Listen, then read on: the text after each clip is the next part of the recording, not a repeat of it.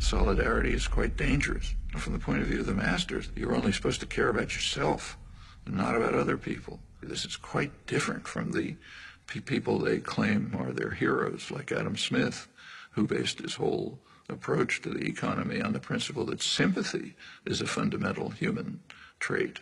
But that has to be driven out of people's heads. You got to be for yourself, follow the Weil maxim, don't care about others, which is okay for the rich and powerful, but is devastating for everyone else. Well, you know, it's taken a lot of effort to try to drive these basic human emotions out of people's heads. And we see it today in policy formation. For example, in the attack on Social Security. Social Security is based on a principle. It's based on a principle of solidarity. Solidarity, caring for others. Social Security means I pay payroll taxes so that the widow across town can get something to live on.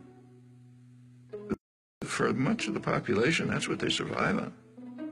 It's of no use to the very rich, so therefore there's a concerted attempt to destroy it. One of the ways is defunding it. You want to destroy some system, first defund it. Then it won't work, people will be angry, they want something else. That's a standard technique for privatizing some system.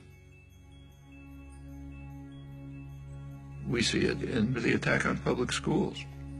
Public schools are based on the principle of solidarity. I no longer have children in school, they're grown up.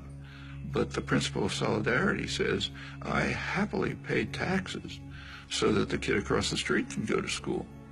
That's normal human emotion. You have to drive that out of people's heads. I don't have kids in school, why should I pay taxes? Privatize it, so on. The public education system, all the way from kindergarten to higher education, is under severe attack. I mean, that's one of the jewels of American society.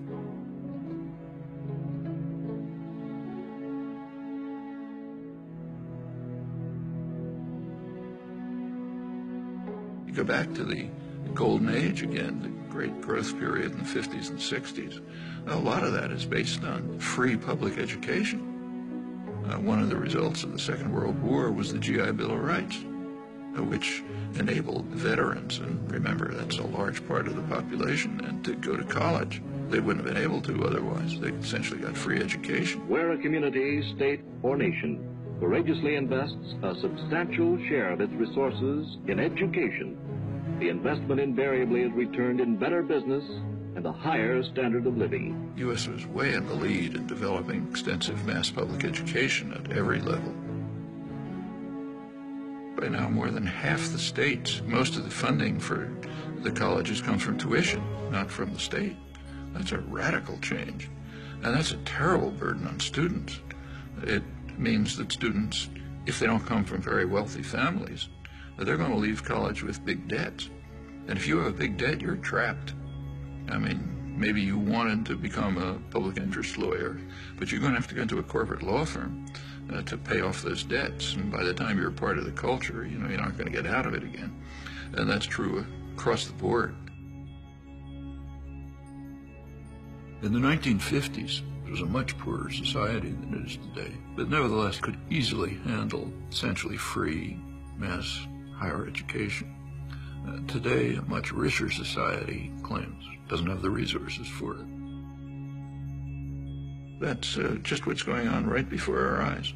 It's the general attack on principles that, I mean, not only are they humane, they're the basis of the prosperity and health of this society.